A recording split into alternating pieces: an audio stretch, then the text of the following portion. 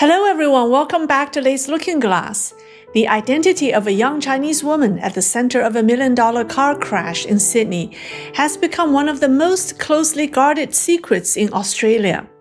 The forces protecting her are so powerful that a routine drunk driving case is now shaping Sino-Australian relations. Whispers say she has escaped Australia, leaving behind a body double to face the court in her place. So, who is this woman? On November 22nd, Zhao Leji, the third-ranking official in the Chinese Communist Party and head of the National People's Congress, arrived in Australia for a 4-day friendly visit. But 24 hours before his plane landed, the Australian Parliament sent out a rare and urgent internal memo to every MP, staffer, and aide. The memo ordered them to avoid certain parts of Parliament House and included a full detailed map of Zhao's predetermined walking routes. Every office along those routes was ordered to shut its doors, windows, and curtains.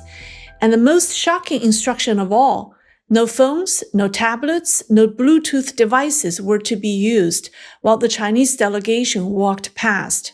Zhao Leji had traveled abroad 7 times before. Not once, not in any country, had he ever received this level of quasi-lockdown security. Something was clearly off. 3 days after Zhao returned to Beijing, the bombshell dropped. Zhao Leji had successfully escorted Yang Lan Lan back to China. The internet exploded. People suddenly realized Zhao's visit was not diplomatic, it was logistical. His presence provided the diplomatic cover needed to extract a young woman from the Australian legal system. The woman at the center is Yang Lan Lan, the 23-year-old who crashed her $1 million Rolls-Royce head-on into George Plasara's Mercedes in the early morning of July 27th. She walked away without a scratch. Plasara's suffered a fractured spine, broken ribs, and 2 snapped femurs. From the moment the story hit the news, the public suspected something bizarre. A body double might be appearing in the young woman's place. A few days after the crash, an Australian journalist captured a brief, unguarded moment, Yang stepping out of the police station before quickly covering her face. That woman, that fleeting face, was the real Yang Lan Lan. The next time she appeared was August the 13th, when a woman was photographed going to an ATM with the same bodyguard. She wore a $18,000 Chanel jacket, a $3,000 Chanel cap, and a $1,500 shoes. But anyone with vigilant eyes could see something was wrong. She didn't look like Yang Lan Lan. Her aura was different, completely different. The real Yang carries the unmistakable presence of someone raised in exclusivity, quiet, private, effortlessly confident. This version looked like a Chinese international student playing dress-up in Chanel, not a woman born into power and privilege. And more tellingly, a woman like Yang would never go to a public street ATM, ever. So why was this Lan Lan withdrawing cash? Because she wasn't the real one.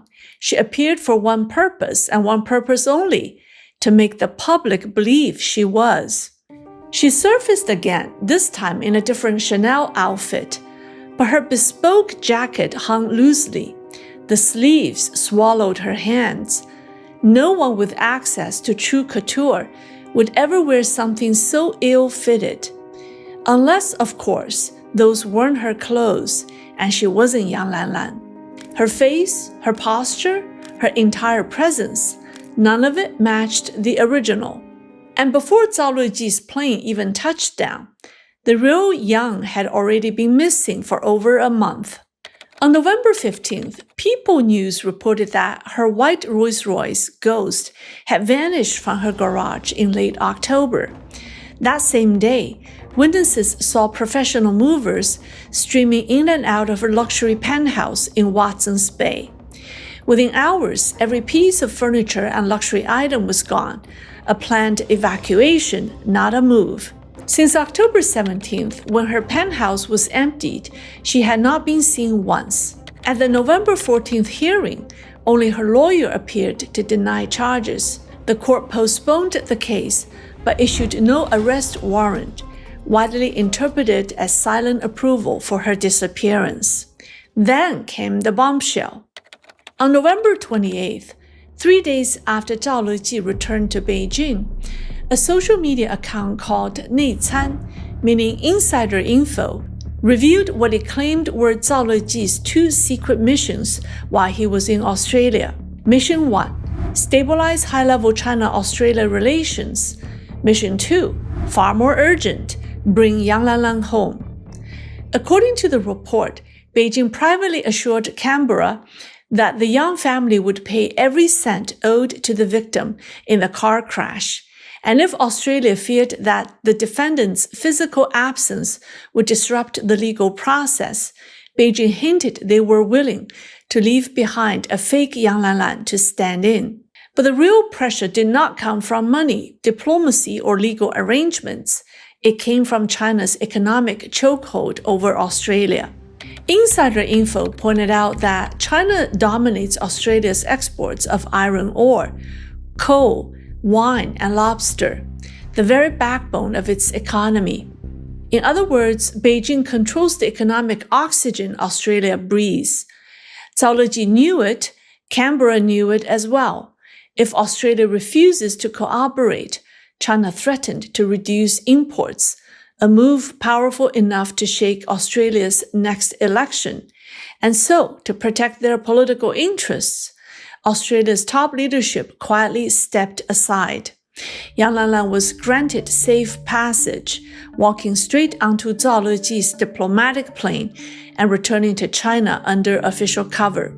The young woman in a drunk driving case had just become the centerpiece of a cross-border political deal. If Yang Lan Lan's disappearance and Zhao Leji's strangely low-key visit seemed like wild conspiracy theories, let me present some coincidences that look more like a carefully choreographed timeline. It began on October 17, 2025, when Sydney's Downing Centre local court issued a firm order. Yang Lan Lan must appear in person on November 14th.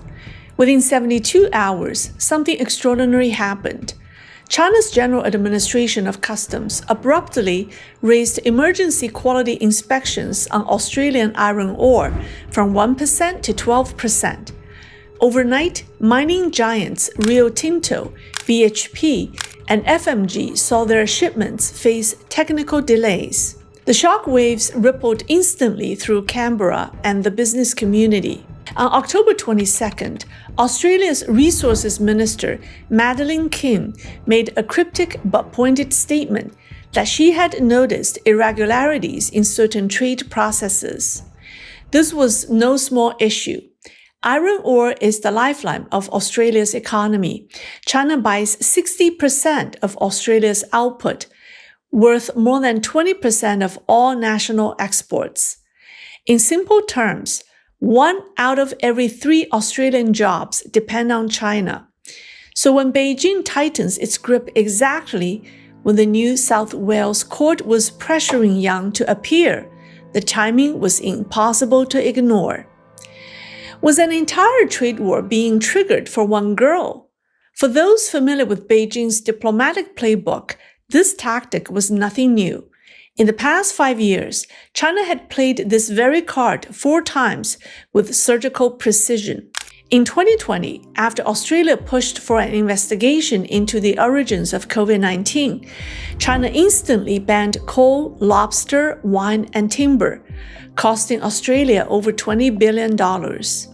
In 2023, when Australia joined the AUKUS submarine agreement, China quietly cut iron ore quotas by 15%. In 2024, after Australia barred Huawei from its 6G trials, lobster and beef were once again hit with technical delays. And in October 2025, the same economic weapon was used again, this time not for a treaty or a military pact, but for a 20-something woman accused of drunk driving. From the very beginning, Yang Lan Lan's case went through 4 hearings at the local Sydney court. Yang attended them all, but only through video link. Behind the scenes, court frustration was building. After she failed to appear in person for the third hearing, the registrar made it crystal clear. Yang Lan Lan must appear in person for the fourth. But when the fourth hearing arrived, the case took a surreal turn. Yang Lan Lan did not show up. Again, her lawyer calmly entered a no guilty plea.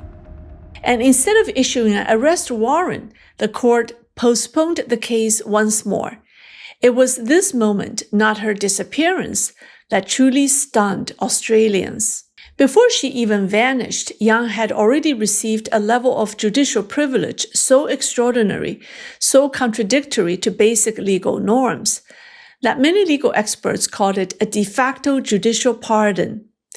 In New South Wales, a single absence is enough for a judge to issue a warrant, but Yang missed 4 consecutive hearings, and instead of tightening her bail, the court actually relaxed it. Curfew lifted. Electronic ankle monitor removed. Mandatory police check-ins reduced. Some thought she simply had a good lawyer. Then the lawyer's identity was revealed, and everyone felt silent. Her lawyer was John Corn, one of the most controversial and feared figures in Australia's legal world. A man famous for taking on the police. A man respected, hated, and whispered about.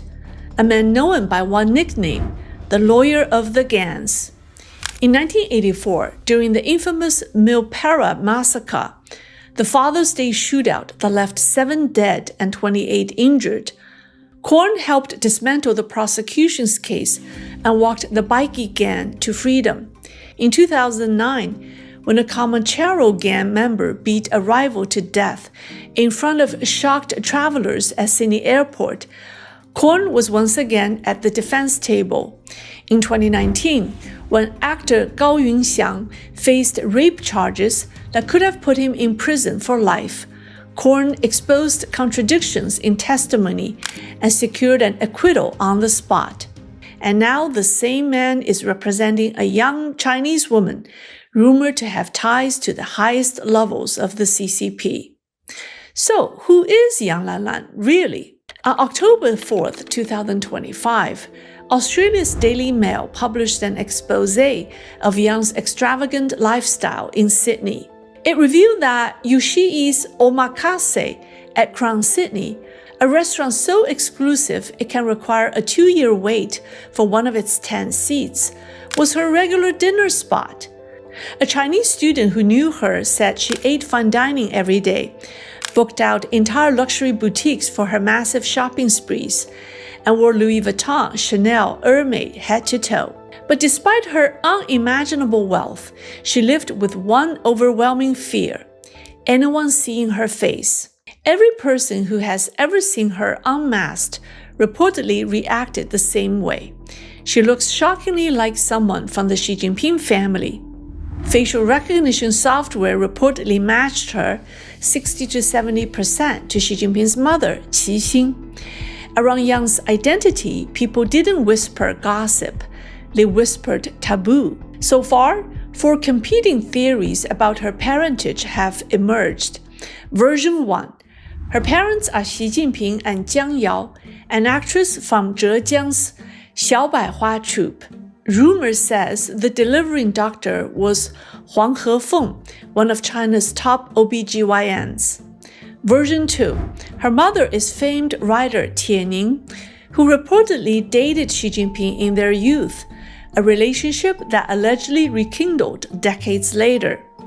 Version 3. Yang is not Xi Jinping's daughter at all. She is the daughter of his brother Xi Yuanping, born to his second wife Zhang Lanlan, once known as the most beautiful woman in the PLA. Yang was born before the couple was married. Version 4. The most explosive theory came from commentator Zai Shanying, who claims that Yang is part of a secret CCP genetic project, the Yan'an Seed Plan. According to this theory, Deng Xiaoping and other leaders feared the CCP might one day collapse, so they created a backup generation of invisible heirs. using frozen sperm with nearly 200 surrogate mothers. These children were born and raised in isolation. Funded by secret fortunes, they are unaware of their own bloodline and are scattered across the world as hidden political assets. Zhai argues Yang fits the profile perfectly. Sent abroad at 14, immense wealth, intense secrecy, and a life lived behind closed doors. If true, Yang Lan Lan isn't simply a rich girl. She is one of China's most carefully protected political heirs. And that's where the story now stands, in a fog of unanswered questions, missing suspect, diplomatic visits, and a chain of events that are carefully choreographed. And that brings us to the real question: how did a 23-year-old Chinese woman turn Australia's legal system, its parliament, and its foreign policy upside down? In any normal case, she would have been arrested after missing the first hearing. But Yang Lan Lan was someone too important, too sensitive, too protected to ever be touched. A Rolls-Royce crash has revealed the reach of Beijing's power, the weakness of Australia's political courage, and the existence of a young woman whose identity may be one of the most closely guarded secrets in Chinese politics. Is she a hidden daughter of the Xi family, a political heir raised in the shadows, or part of a decades-old genetic project meant to preserve the party's bloodline? If the full truth ever comes out, she could be one of the forces that brings down Xi Jinping and shakes the entire regime. And the fact that Beijing failed to cover up her body double or her escape suggests that cracks are already showing. So buckle up, things may be heading exactly in that direction. That's all for today. I thank you for watching. If you like my program, please don't forget to like and subscribe. I'll see you next time.